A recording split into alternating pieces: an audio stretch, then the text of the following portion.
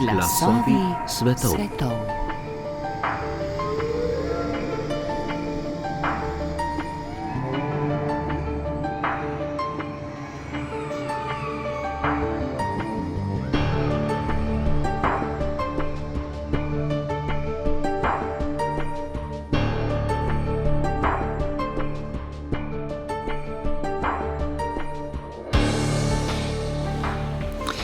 Dragi poslušalci in poslušalke, dober dan in dobrodošli v oddaji Glasovi svetov, tokrat v živo iz tretjega programa Ars.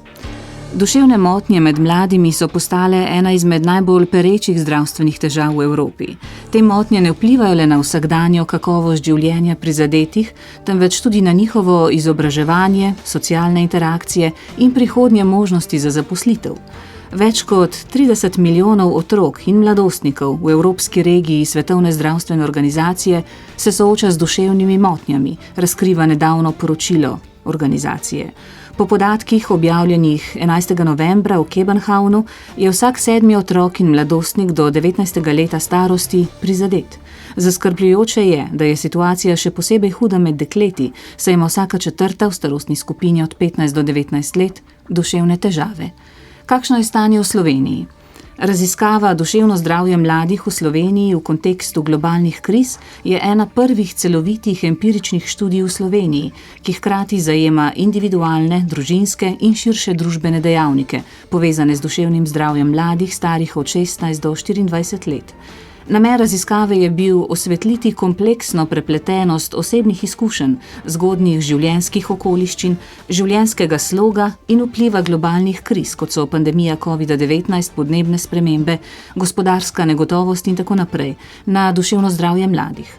Rezultati ponujajo celovit pogled v razsežnost in raznolikost dejavnikov, ki oblikujejo duševno zdravje mladih, ter pomembno podlago za razvoj sistemskih rešitev, politik in programov, ki bi lahko prispevali k bolj varnemu in spodbudnemu okolju za mlade generacije. Danes je z nami avtorica te raziskave, profesorica doktorica Metka Kuhar, redna profesorica socialne psihologije na Univerzi v Ljubljani, raziskovalno in pedagoško deluje na področju fenomenov vsakdanjega življenja s poudarkom na duševnem zdravju, zlasti travmi, medosebni komunikaciji, odnosih, samopodobi, mladini in spolu. Naša gostja je tudi doktorica Lucija Čevnik, profesorica, doktorica sociologije z zasebno prakso, kjer dela z mladostniki in starši, ko se pojavijo težave v duševnem zdravju in medsebojnih odnosih oziroma komunikaciji. 20 let že dela z mladimi in je tudi avtorica knjig, ki obravnavajo tovrstne odnose. Spoštovani gosti, dober dan in dobrodošli. Pozdravljeni. Mi smo sicer že klepetale o povsem drugih stvareh, ki pa se vendarle tudi nekako kar vključujejo oziroma so povezane tudi s tem, o čemer bomo danes govorile. Ne? A bi lahko z vami začela, gospa Kuhar, kaj ste v bistvu ugotovili? Kaj so ključne ugotovitve te raziskave o duševnem zdravju mladih? Pa naj povem, kot ste tudi zapisali, to spletno anketo ste izvajali med junijem in septembrom lansko leto na vzorcu 1059 udeležencev, po spolu pa starosti za čim večjo primerljivost s populacijo mladih v Sloveniji. Ampak pravite, da raziskava kljub temu ni reprezentativna, da so predstavljeni odstotki približne ocene, ki nakazujejo trende, ne pa natančnih deležev v populaciji. Lahko morda pred tem še ošvrknete oziroma komentirate pa te izsledke WHO-ja, Svetovne zdravstvene organizacije. Pred nekaj dnevi je prišla ven, ki sem jo omenila uvodoma, ki pa je, mislim, bi rekla, blago zaskrbljujoča. Ja, najprej najlepša hvala za povabilo in priložnost, hvala vam. Da predstavim nekaj teh ključnih poudarkov iz naše raziskave, ki smo jo izvajali s kolegicami, so bile vključene še 3 kolegice. Drži. Delali smo to z podporo Ministrstva za zdravje in Agencije za raziskovalno in inovacijsko dejavnost Republike Slovenije. Kolegice bi kar omenila, so bile Irena Bolko, Tanja Lebar Šraj in pa Ana Šemrov. Seznanjena sem seveda s tem, kar je izdala Svetovna zdravstvena organizacija, ne. Gre za neke vrste, bom rekla, epidemiološki alarm. Ampak na nek način oni se zelo osredotočajo predvsem na te kazalnike duševnega nezdravja, ne, če temu tako rečem, ne. Mi smo vključili neko široko paleto teh dejavnikov, ne, tudi dejavnikov blagostanja, stisk, potem nas so pa zanimali predvsem varovalni dejavniki, tudi dejavniki tveganja. So pa naši podatki precej usklajeni z temi podatki, ne, ki jih navaja Svetovna zdravstvena organizacija, oziroma nikakor ne odstopajo od podatkov iz drugih držav, ne, oziroma tudi ne od teh podatkov, kolikor so se do zdaj merili na nekoliko mlajših v Sloveniji, na 11, 13, 15, 17-letnikih, ne, to že vrsto let počnejo v okviru Nacionalnega inštituta za javno zdravje, in sicer gre za eno tako svetovno raziskavo na mladostnikih, ki je vezana tudi bolj na zdravje. Mi smo se pa osredotočili prav na duševno zdravje 16 do 24-letnih mladih. Zdaj ti podatki, no, kar se tiče duševne motnje, so zelo skladni. Na našem vzorcu ima uradno diagnozo, je kadarkoli imel približno 15%, ne. Svetovna zdravstvena organizacija poroča o vsakem 7. otroku oziroma mladostniku. Samoprepoznava je pri nas še nekoliko višja, ne. Samoprepoznava je pa 40%, kar pa tudi lahko delno povežemo z kulturo, sodobno kulturo, ne, rečemo ta therapy talk, oziroma veliko je virov, ne, tudi na spletu, kjer mladi lahko neke svoje mogoče manjše stiske, ne, potem prepoznavajo kot neke resnejše motnje. Ampak kot rečeno, no, nas so zanimali dejavniki blagostanja, tudi zadovoljstvo življenjem, ne. Tukaj imamo še vedno recimo 2/3 mladih, ki so zadovoljni ali pa zelo zadovoljni s svojim življenjem. Potem zanimalo nas je psihološko uspevanje, ne, se pravi neki občutki smisla, kompetentnosti, lastne vrednosti. Tudi tukaj pridemo nekje tam do 2/3 mladih, ne. Tako da pravzaprav mladi niso homogena skupina, no, tako bom rekla, ne. Nekateri so zelo dobro, nekateri so zelo slabo, razlike med njimi so velike, ne. Recimo merili smo tudi recimo take pozitivne izkušnje v otroštvu, v mladosti, ne, to je nek pomemben vidik, o čemer ne govori ta Svetovna zdravstvena organizacija, ne, se pravi ti dejavniki rezilientnosti oziroma psihološke odpornosti, varovalne mreže. In pri nas je tudi kar precej teh virov moči, ne. Tako da jaz bi še vedno rekla, velika večina mladih nima nekih duševnih motenj, imajo pa lahko stiske, ne, imajo pa večje ali manjše stiske, ki pa seveda niso značilnost samo mladih. Zelo velike razlike so pa po spolu, ne, tako kot je bilo že rečeno, pri čemer bi jaz rekla, dekleta zdaj niso šibkejša ali bolj krhka sama po sebi, ampak so izpostavljena recimo močnejšim telesnim idealom, ne, mogoče več družbenih pričakovanj, več perfekcionizma, več evalvacije oziroma neke take samorefleksije, hkrati pa tudi mogoče bolj odkrito in iskreno poročajo o svojih težavah, ne. To je še vedno tudi en dejavnik. Ja, pa neke zaznavnosti, ne, nasploh morda. Ja, mislim, mogoče še en tak zanimiv podatek, ne, merili smo z merskimi inštrumenti, no, smo merili večino teh stvari, simptome stresa, depresivnosti, anksioznosti, ne, tukaj ne gre zdaj za neke klinične ocene, ampak za simptome, ne, in tukaj na našem, no, vzorcu je približno 19% imelo hude simptome stresa, 21% depresivnosti, 29% anksioznosti. Od tega recimo, 9% je takih, ne, recimo približno 10, ki poroča o vseh 3 vrstah simptomov, ne, in da so na rangu tega hudega oziroma zelo hudega. Tako da ja, mogoče še to bi izpostavila, ne, 9% se je v naši raziskavi v zadnjem letu samo poškodovalo, mednarodno so ti odstotki tudi okrog 10%, oziroma pridejo celo tja do nekje dobrih 20%.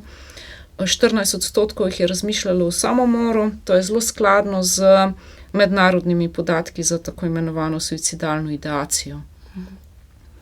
Ja, vedno je zelo dragocena raziskava, ker dobimo vseeno neko pogled, ampak vedno, ko govorimo o ljudeh in potem te odstotke zraven pišemo, se lahko res zdi tako. Ja, zelo tehnično, zelo to tehnično, izpade. Ja, seveda, ampak je dragocena, razumem. Gre pa seveda za posameznike, seveda, vsak nosi svojo zgodbo, svojo izkušnjo. Mislim, marsikaj ti podatki nekako ne zajamejo. Gospa Čevnik, kaj pa vi opažate v svoji praksi? Kaj najbolj bremeni mlade, čisto zares? S čim se obračajo k vam? Večinoma so to različne oblike anksioznosti, strah pred javnim nastopanjem, izpostavljanjem, to je zelo pogosto, neka taka socialna anksioznost. Drugače pa predvsem ta nek občutek neustrezanja in pa strah pred tem, da ne bodo dosegli nekih svojih pričakovanj. Se mi zdi, kot da so zelo, zelo obremenjeni s tem, da morajo biti ves čas na razpolago, ves čas produktivni, uspešni in ti visoki cilji, ki jih primerjajo seveda tudi s globalnim trgom, so se močno zažrli, bom rekla, v njihovo osebnostno strukturo in tudi pričakovanja. In to se mi zdi, da potem pripelje do tega, da se čutijo neslišani, nevideni in pa tudi ne dovolj močni, da bi te cilje dosegli. In zdaj se pojavlja pa vse to v zelo različnih simptomih. Ta nek občutek neustreznosti, kot neuspeh v šoli, to jih lahko močno bremeni, vsaka kritika vrstnikov, nedobre ocene, nepovezanost z družino. Potem pa se to kaže kot kaki blackouti, strah pred šolo, kako bojo vrstniki videli neke situacije. To so najpogostejše stvari, s katerimi se srečujem. A vi opažate, več kot 20-letno prakso imate na tem področju, da se to krepi, da je več tega, kot je bilo včasih? In kaj botruje temu? Ker v bistvu te stvari, ki jih naštevate, so nekako tudi razvojne, ne povsem, ki jih imajo mladostniki, ki odraščajo, se soočajo s temi stvarmi, ko vstopajo v svet, v družbo in tako naprej. Kaj je potem razlika, ki naredi, da to lahko postane morda patologija, ali pa ali pa jo človek preraste? Ja, pritisk je zelo velik. Pritisk je zelo velik, družbe. Po drugi strani pa, kar se meni zdi tudi relevantno vprašanje pri vsem tem, je tudi vzgoja. Način, kako so bili ti otroci vzgojeni. Recimo v zadnjih 30 let. Otrok je manj, pritisk na otroka je bistveno večji. Otrok je postal projekt. In ti otroci živijo z nekim velikim pričakovanjem tudi svojih staršev in okolice. Saj, če veliko vlagam otroka, ne samo rekla v smislu časa, energije, ampak tudi denarja, nazadnje, od njega tudi precej pričakujem. Ne toliko nesebični ljubezni, ampak vendarle. Ta pritisk, mislim, da je ves čas prisoten. In tudi danes veliko govorimo o teh helikopterski vzgoji in mislim, da so ti otroci, oziroma ki so zdaj mladostniki, tudi bistveno manj pripravljeni na izzive življenja, kot so bile generacije prej. Ravno zaradi tega, tudi zaradi vzgoje. Mislim, seveda starši si želimo najboljše za svojega otroka, damo vse, kar zmoremo in znamo, ampak je mogoče ravno ta zaščita bila zelo velika skozi vzgojo in smo jih poskušali, ali smo poskušali starši na tak ali drugačen način preprečiti tudi vse negativne izkušnje, ki bi pa otroka bolj okrepile, mogoče, da se spopade z svetom, ki pa je danes precej neprijazen.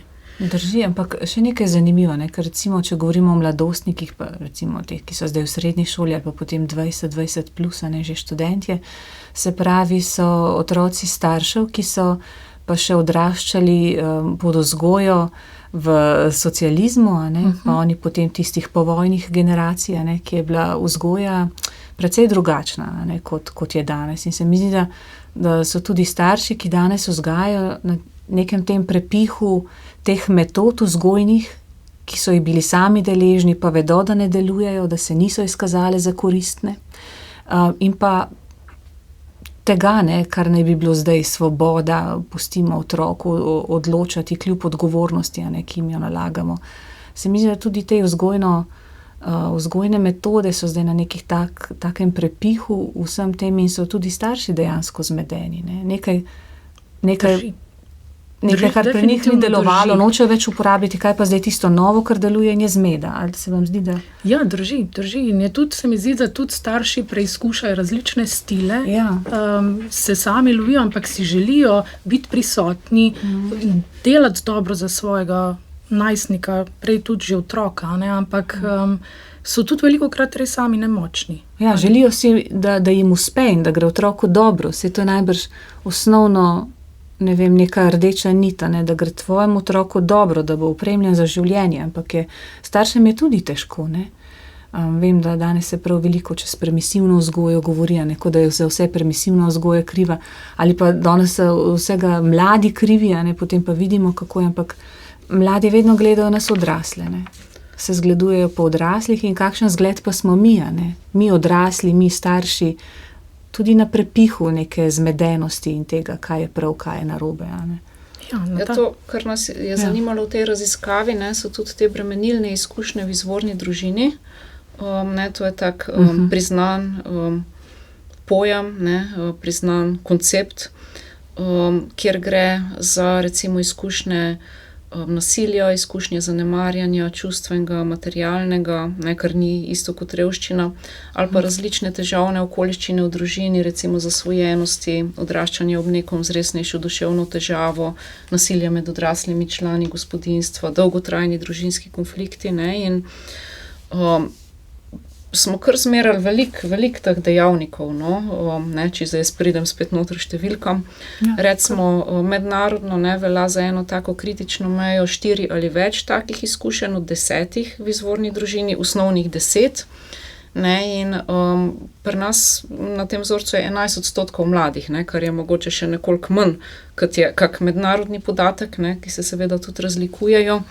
Se pravi, vsak 4. mladostnik, ne, je že pa niso niti vsi dosegali v tej naši študiji še 18 let, je že na pragu tveganja, ne, za neke resnejše duševne in pa tudi fizične težave, ali že v mladosti, ali kadarkoli tekom odraščanja, ne, tako da recimo 1/5 jih še vedno priča o čustvenem zanemarjanju, ne, kljub temu, da si starši danes zelo, recimo, ne, lahko tudi prvoosebno govorim, prizadevamo nekako biti za čustvi otrok, nekako tudi jim pomaga čustva poimenovati, ne, biti zares prisotni, ne, 16% čustvenega nasilja, ne, to so kar visoki odstotki, ne, 33% dolgotrajni družinski konflikti, se prav zelo bremenilne okoliščine tudi znotraj družin.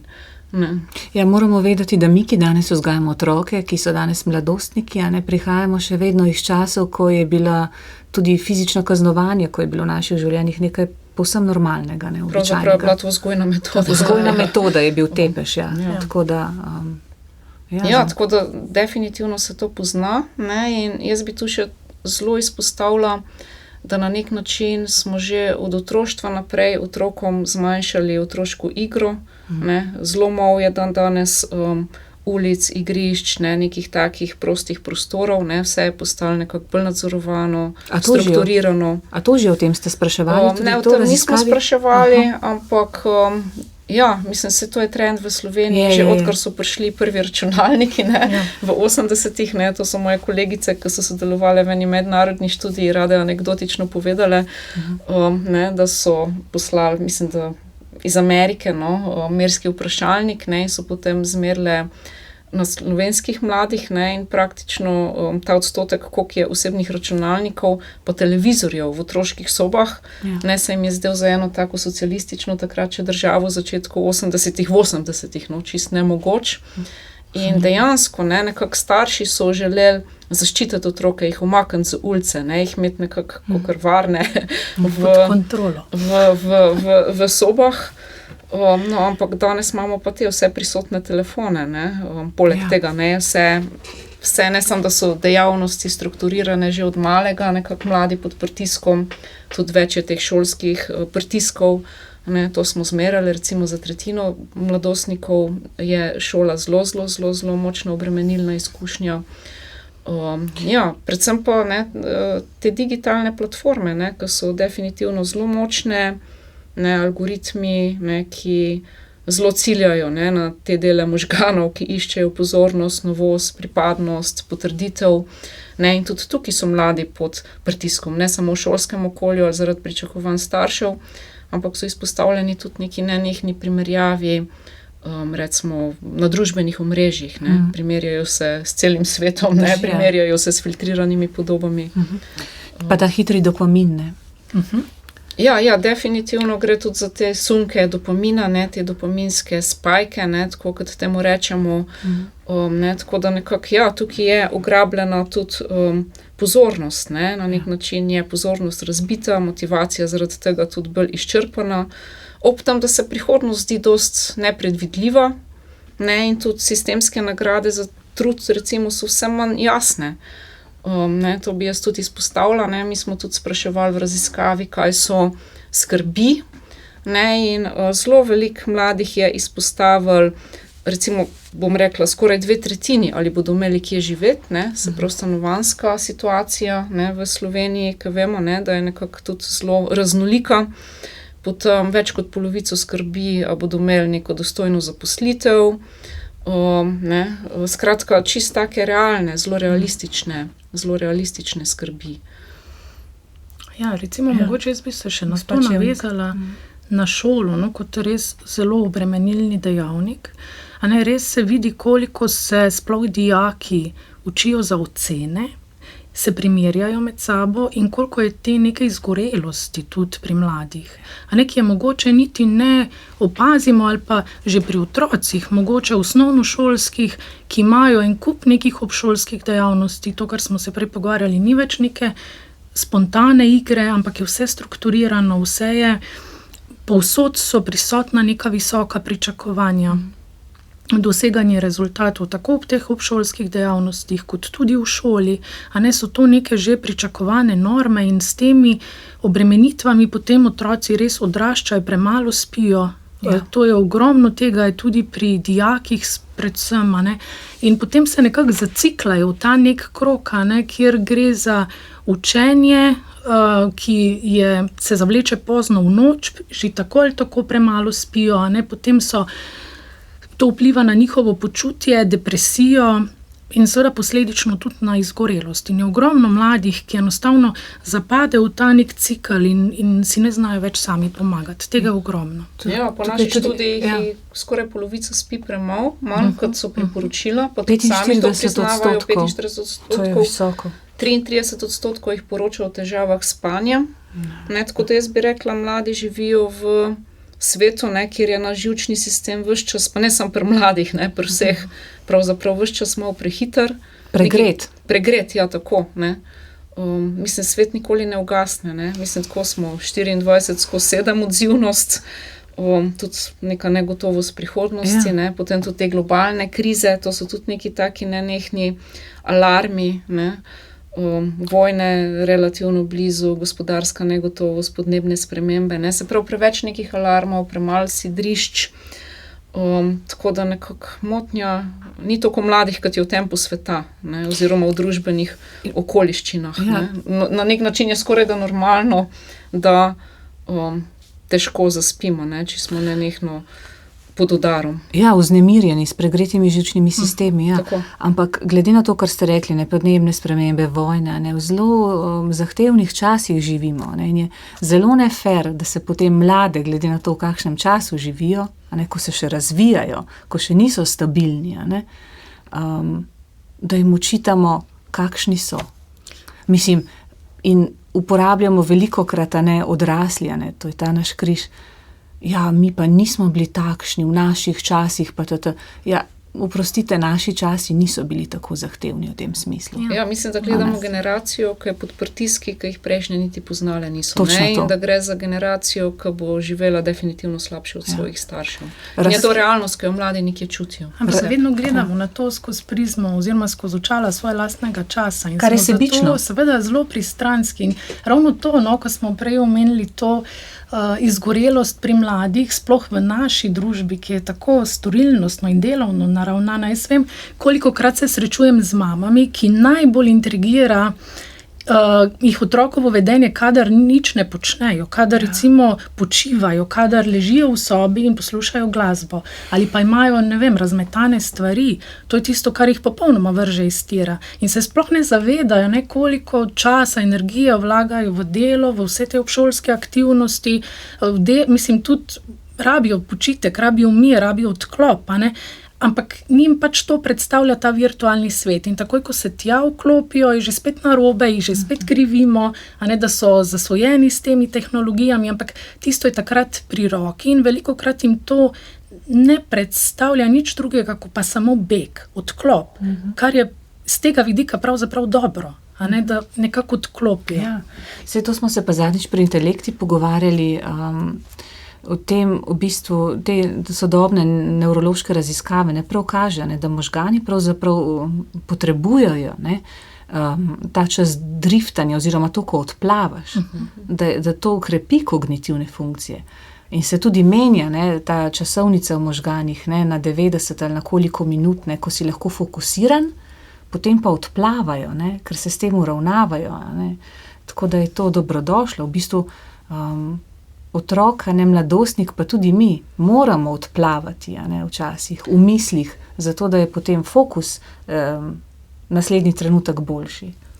Mislim, to je nevrologija, znanost to tudi potrjuje zdaj. Moramo odplavati, ampak po drugi strani pa nam ti sodobni algoritmi znajo nekako grabiti pozornost. Ne dovolijo tam tega. Da se vrneš nazaj k delu. Drži. Oziroma na nek način ta neka površna kultura, kjer nekako se filamo, recimo s tem nenehnim scrollanjem, nekako to ni te vrste driftanja, oziroma to vrsten odklop. Drži. Ker zdaj imamo pač ves čas v roki ta telefon in bolj sem ciljala recimo na šolski pouk, kjer zahtevajo, 8-krat ali 6 do 8-krat po 45 minut fokusa, to je ogromno, Človek odplava, saj smo tudi mi, vidiš vedno kakšne sošolce ali pa sošolke si videla, kako odplava med poukom, gleda skozi okno ali nekaj. To je naravni, normalni proces, možganski tudi, da se to zgodi. To ste zelo dobro rekli, gospa Čevnik, kako neizprosni smo do svojih otrok, Mame in očetje najbrž, da ne dovolimo jim tega razkošja, ko delajo popolnoma nič. Dolg časa v bistvu. Tako dolg časa pravzaprav ni več. Ja. Ampak ravno iz tega se rodi neka kreativnost, nekako najdeš stik s sabo spet, skozi ta dolg čas. Ker če je ves čas obremenjen, če si ves čas v fokusu zunaj sebe, ne moreš nekako začutiti sebe več. In ravno ta neka odtujenost je zelo pogosta pri teh mladostnikih in tudi zanimivo, ta občutek osamljenosti. Pravzaprav so ves čas povezani s telefoni, ves čas v dialogu, ves čas si kaj pišejo, ves čas piskajo pametni telefoni, ampak obenem pa poročajo, kako se počutijo osamljeni, sami, neslišani. Se mi zdi, da je to tudi nek alarm vsega tega, uporabe te tehnologije in odtujenosti. Se pravi, ves čas fokus zunaj sebe, biti na razpolago, biti povezan, ampak obenem ne slišati sebe. Jaz mislim, da smo že kar globoko v tej epidemiji zasvojenosti z digitalnim. Pa se mi zdi, da premalo o tem govorimo, oziroma ne govorimo, se ves čas nekaj govorimo, ampak storimo premalo za to. Zdaj, ta oddaja se res sliši kataklizmično, kot da samo, ampak to ni jamranje, v bistvu je najbolj žalostno, pa strašno to, da dejansko ne jamramo, ampak samo opisujemo resničnost našo, resnično naravo stvari, naših življenj in vsakdana. Ampak zgleda, da smo na nekem takem prepihu, da je zeitgeist takšen, da se stvari res preurejajo, da se vrednote lomijo na naših hrbtih, na hrbtih mladih, kar je več kot očitno. Na nek način jaz bi rekla, da imamo ta globalni eksperiment brez pilotne faze, da smo digitalizirali naše življenja hitreje, kot bi nekako se lahko prilagodili naši živčni sistemi, inštitucije, družine. Ampak tudi premalo delamo, res na neki preventivi, šolski sistem nekje caplja od zadaj z nekimi ukrepi, strategijami. Mislim, a ne, kako nova aplikacija za preventivo bo zdaj.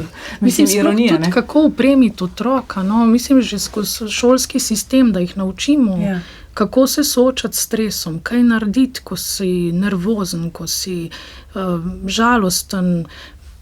Se nič ne pogovarjamo več dejansko, ne? Ni več stika. Takih učenj manjka, takšnih praks, ne? Drobnih vsakdanjih praks, ki naredijo veliko razliko, ker današnji šolski sistem, vsi mi ravno to potrebujemo, ne? K temu iti. Zadnjič sem gledala Modrost sreče, dokumentarni film nov o Dalajlami. In mi je bilo všeč, kako je, on je tako sneman en fas, ves čas gleda v kamero in nam govori, in ga vsake toliko približajo in je fino, ko rekel, no, zdaj pa se sprostite, vdihnite, zadržite dih, 5 sekund, izdihnite, in sem prav čutila, kako je cela dvorana, smo sodelovali z njim, tam zbrani v nekem skupnem dogodku, gledamo to platno, pa ko nas uči teh osnov, daj vdihnite, počasi izdihnite, sprostite se. Mislim, zdaj moramo iti v kino, da nas njegova svetost Dalajlama uči osnov spet, ne? Daj umiri se, pa vdihni, pa izdihni, ampak sem si rekla, hvala Bogu, vsaj ta dokumentarni film govori o tem, ampak takih praks manjka, ne vem, da učiteljica reče, zdaj pa ste prišli po 45 minutah, zdaj pa spet malo vsak 10 počepov, ne vem, dajmo dihati 1 minuto ali pa 2.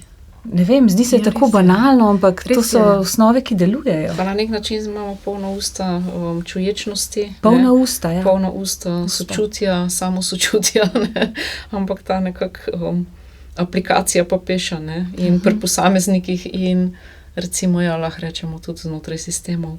Res je, govorimo, ni pa kako ne naredim.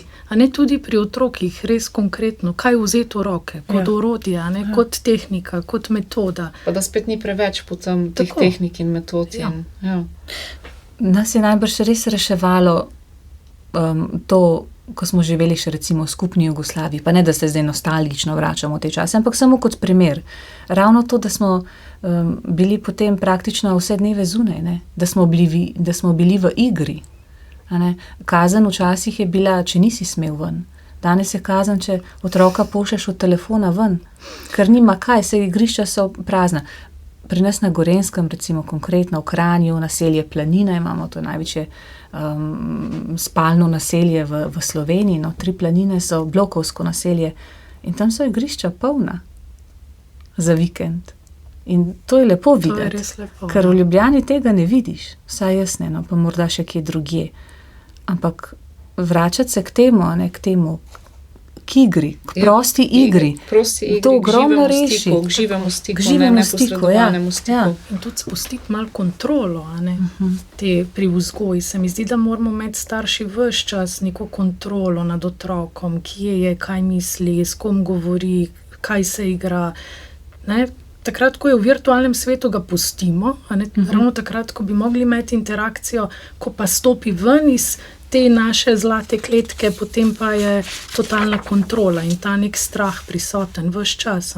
Ampak ob tem se otrok res ne more razviti, niti ne more razviti nekih spretnosti, da se lahko sploh sooča z raznimi izzivi v življenju.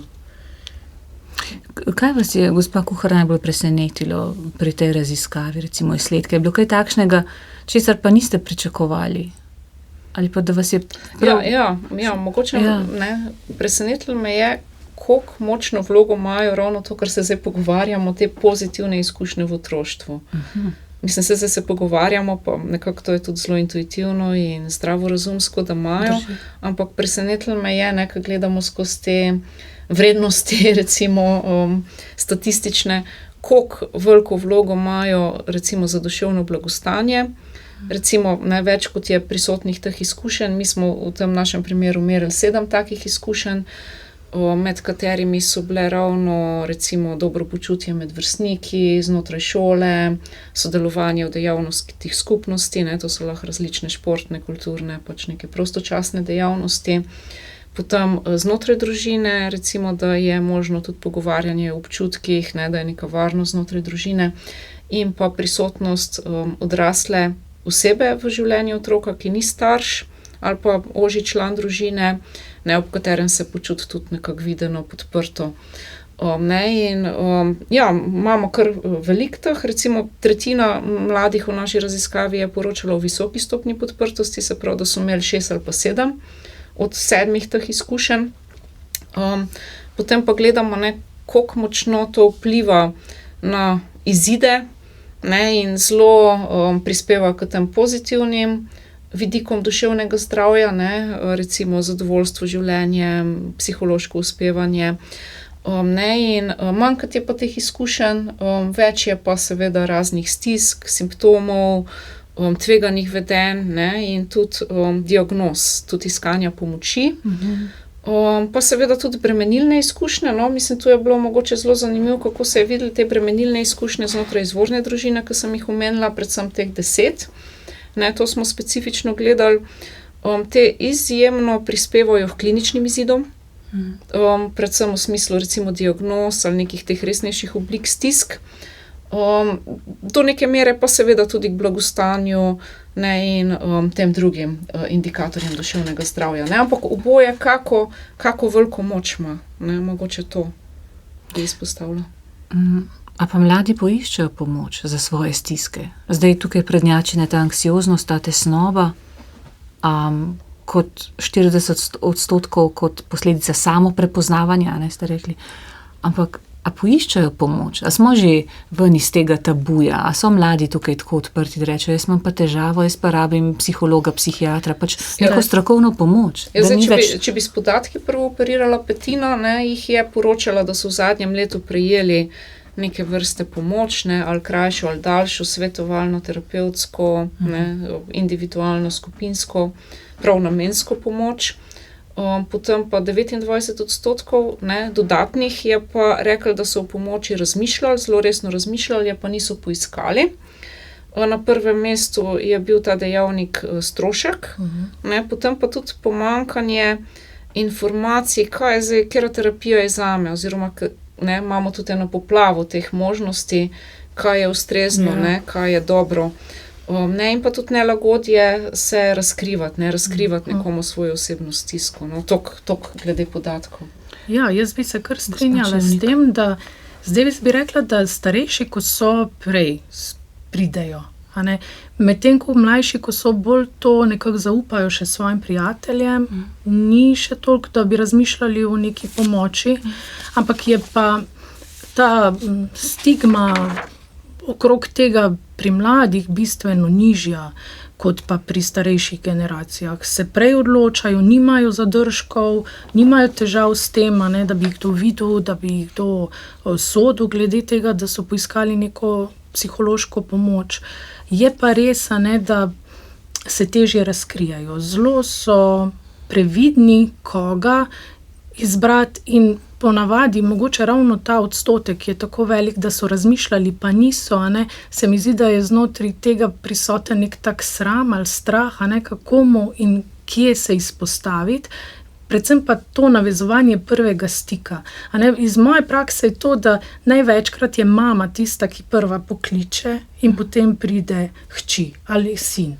A ne, in ta prvi stik je pri njih, ta prvi korak je zelo težko narediti z njihove strani. Potem pa tudi, če so sami pripravljeni spregovoriti, oziroma je res, so oni sami tisti, ki želijo pomoč, se tudi zelo hitro odprejo. Drugo je to, ker veliko je pa tudi teh zgodb, ne, da starši želijo popraviti otroka in ga naslovijo na Ja, in kaj pomoč. potem opažate iz vaše prakse, recimo, ko starši skušajo, kot ste rekli, popraviti, ne v navednicah, seveda otroka, ga prevzgojiti, ja, v bistvu Oziroma ga še izboljšati. Izboljšati, upgrade, ne. popraviti. Ja, a je težava velikokrat v bistvu v starših, no? A so te projekcije pa pomanjkanje introspekcije pri starših oziroma odraslih, a so še vedno tako zelo velike, no? Ja, precej. In tudi veliko da je to težava staršev, izvorna v bistvu. ko jim nekako predočiš ta problem, tudi se ne odzovejo več oziroma zamirijo, da ne rečem temu tako. Seveda, če je otrok simptom, potem nimamo kaj delati z otrokom, če ima starš z njim problem. Ampak mora starš razmisliti in pogledati vase, kaj je tisto, kar ga najbolj jezi in zakaj ga to najbolj jezi pri njegovem otroku in kaj pravzaprav mu otrok kaže s svojim vedenjem. To je tista največja zagata, kadar starš naslovi otroka na pomoč. Težava je pri staršu, ne pri otroku. Se pravi, veliko je slepih peg. Absolutno. Ja. In kako potem to v bistvu rešiti, se je težko delaš potem z otrokom na ta način, kjer je starš problem, se ga vračaš nazaj v okolje k staršu? Se to, zdaj, če gre to res za mlajše mladostnike ali pa otroke, je lahko pomagamo otroku lajšati neko stisko, ki se dogaja izven družinskega kroga. Če gre za neko medvrstniško nasilje, slabo samopodobo, te neke stvari. Če pa gre, bom rekla, za neke stiske, kjer vidimo, da je izvor v družini, pa je nemogoče sam vzrok reševati brez staršev. Tu je potrebno vključevati v prvi vrsti starše. Otrok je simptom, kot sem že prej. Ja, res je. V raziskavi so mlade spraševali tudi o načinih, s katerimi sami premagujejo stiske in pa ohranjajo duševno zdravje, torej samoregulacijske dejavnosti. Pogovor z vrstniki ni bil med ponujenimi odgovori, ampak je možnost drugo omogočala tudi proste odgovore in tam so mladi navedli pogovor s prijatelji kot eno od tehnik iskanja bližine in čustvene opore. Največ mladih pa je med ponujenimi odgovori izbralo preživljanje časa pred zasloni. Tukaj je... nismo ločili recimo bolj ali manj konstruktivnih načinov, zdaj tudi preživljanje časa, zdaj ni vsako preživljanje časa že a priori negativno, oziroma slabo. Ampak ta pomen prijateljstev za mlade, to je izjemno, ker sploh v tej dobi, oprostite, je v bistvu, kako se reče, enačenje z vrstniki oziroma zgledovanje po vrstnikih bolj pomembno kot starši, recimo, istovetenje z vrstniki. Zato so ta prijateljstva tako pomembna in dragocena. To smo tudi v našem projektu RTV-ovskem prvič, smo tudi govorimo o tem, kakšna razlika med fanti pa dekleti, kar se tiče iskanja pomoči ali pa izpovedovanja svojih notranjih svetov pa stisk, ker morda tako nekako že preživeto, ampak še vedno je za fante izražati žalost pa ranljivost težje kot za dekleta, kot za ženske. Za ženske pa dekleta je pa morda jezo težje izražati ali pa manj dovoljeno. To so še zmeraj te ostaline stereotipizirane, ki zelo škodijo, ker čustva niso po spolu, ampak smo jih kar nekako prilepili, glede na funkcije družbene. In to se pravi, fantom ni dovoljeno jokati pa biti žalosten, dekletom pa ni dovoljeno biti jezna, se razjeziti in to izraziti. A opažate to, da je še vedno prisotno? Jaz bi rekla, da. Ravno to, da fantje, ko so žalostni, so v bistvu jezni, dekleta pa, ko so jezna, jokajo. Ko te nekdo spravi res toliko na obrate, da bi mogel zakričati, udariti po mizi, takrat padeš v jok. In to je pri puncah še zdaj prisotno.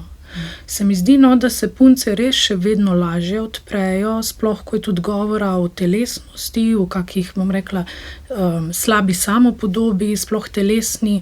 Punce v tem bistveno lažje spregovorijo, tudi naslovijo konkretno težavo. Pri fantih pa je treba iti kar nekaj krogov, da pridemo do, kaj je sploh srž problema. In morajo res, res globoko zaupati, da se odprejo.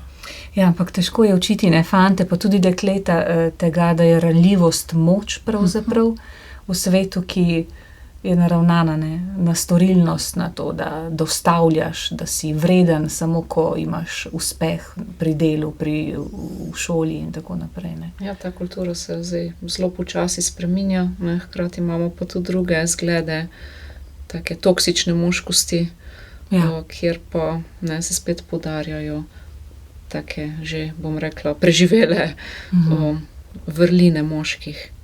Ja. A ne, pa se tudi vsi super junaki, ki so nek zgled fantov, so vsi mišičasti, natrenirani, ogromni. In kar jaz tudi opažam, kar me nekako je res zmotilo, zdaj, ko smo se to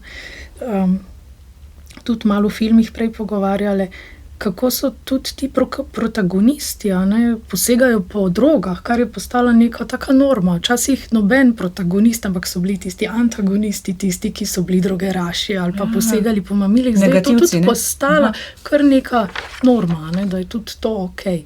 Mislim, čisto neki novi fenomeni, ki seveda vlečejo tako ali drugače, tudi če ne neposredno, pa vsej posredno. Ja, recimo na mene je bilo prej vprašanje, kaj me je presenetilo pri tej raziskavi, koliko mladih uživa energijske pijače, če se navežem zdaj, ne. Ja. Recimo 13% jih poroča o vsakodnevnem uživanju, ne. Potem pa je tudi še dodatni visok odstotek, zdaj ga nimam v glavi, nimam ga tudi napisanega. Mislim, da še ena polovica, ki pa praktično skoraj vsak dan. Ja, in to gre tudi za to kompenzacijo izgorelosti in nespanja in plus še te energijske pijače in se ta cikl še bolj poveže. Razočaran cikl, ja. Kaj rečem za konec, v bistvu?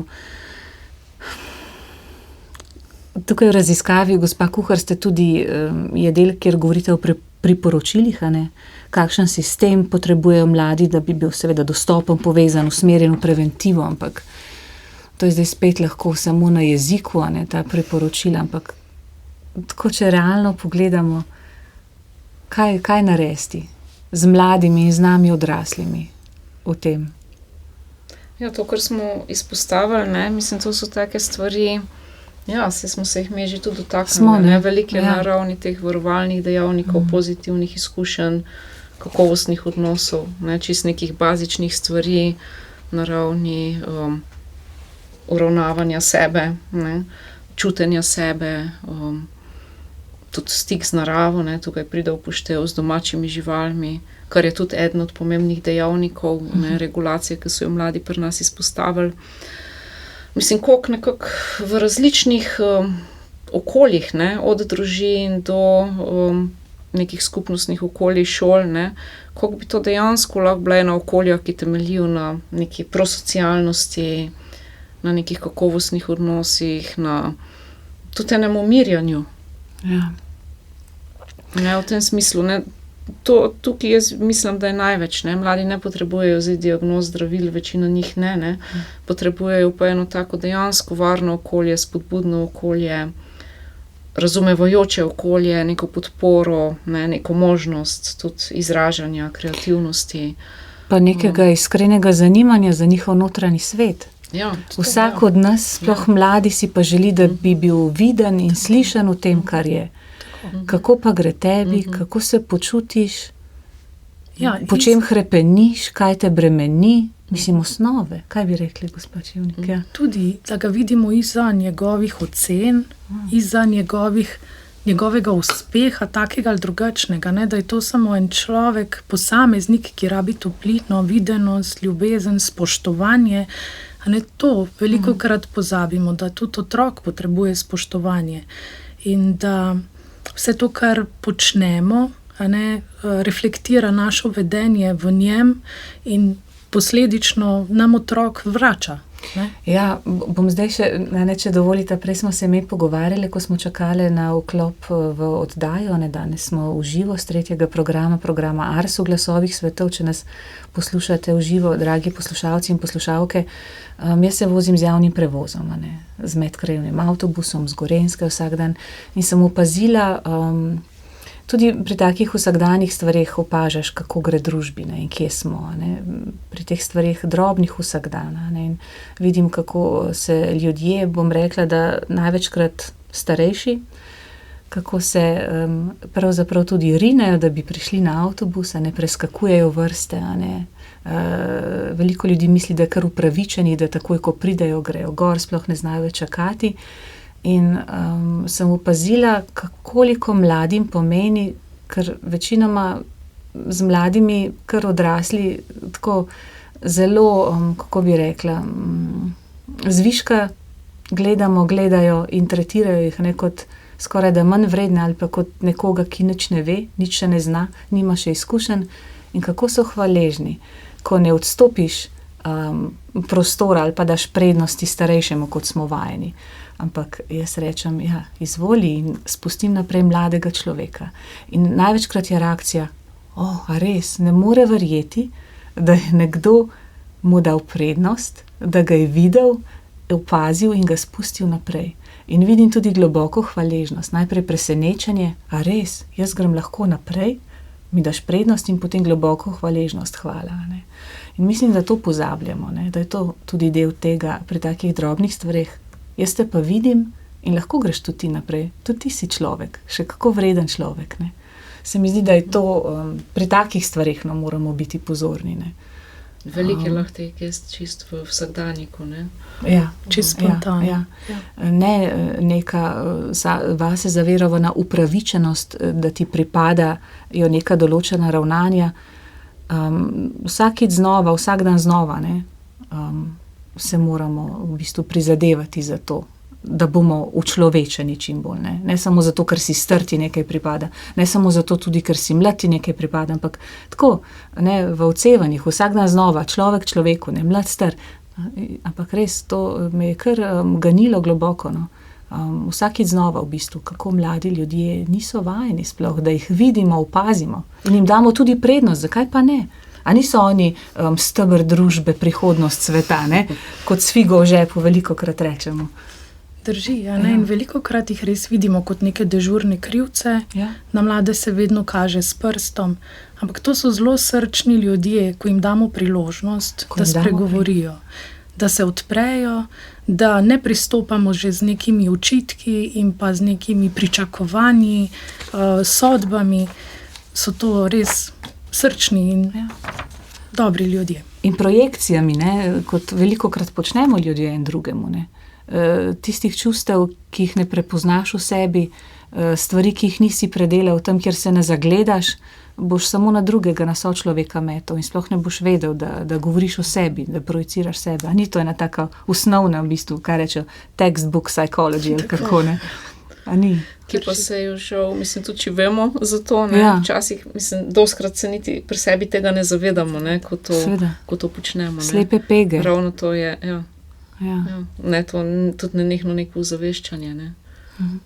Tudi kako učinkujem, recimo, na drugega. Pa res nekako sebe sprazniti in da drugemu prostor. Ja, te refleksije nam manjka. Samo refleksije. Kaj počnem? In na kaj najbolj reagirajo mladi v bistvu?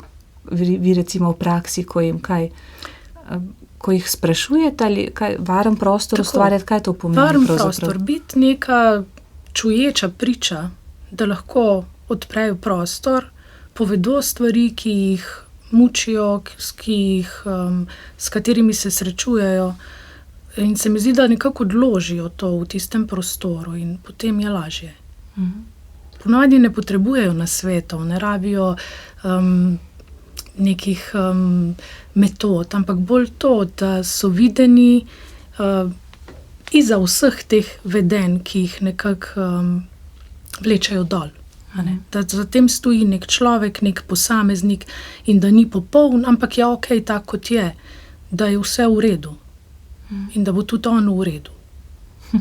Jaz bi rekla tudi en občutek smisla, ne, lahko govorim predvsem iz stika z mladimi v pedagoškem procesu, ne, veliko delam z različnimi skupinami študentov, se pravi tudi nekako ta nek občutek videnosti oziroma ne, da jemlješ vsakega od njih oziroma celo skupino zelo resno, ne, se jim probaš približati, jih probaš začutiti, jih probaš nagovoriti, ne, da je to neko srečanje, ne, srečanje pravzaprav in eno skupno, pravzaprav eno povabilo k enemu skupnemu raziskovanju, ne, tako da je tudi nek smiselen doprinos, da sami zaznajo, da sami začutijo nek smiselen doprinos, smisel, to se mi zdi ena taka zelo pomembna reč v današnjem času. Pa tudi vrednost, ne, da je njihov del, njihova participacija pomembna. Ja.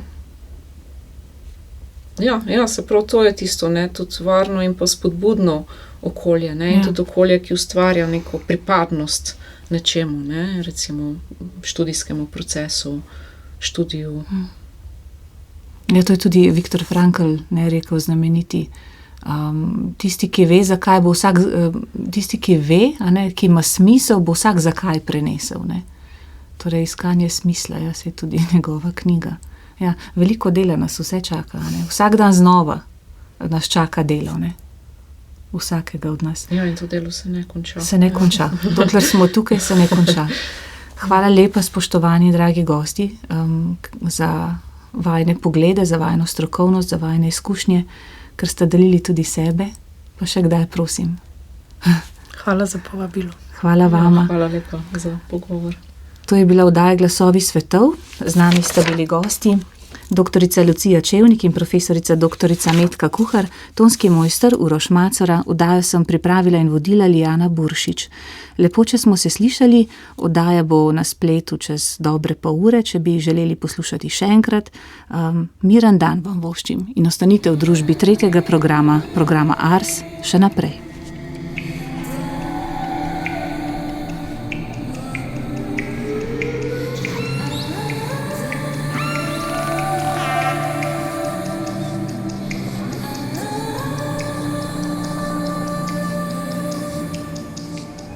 Glasovi svetov.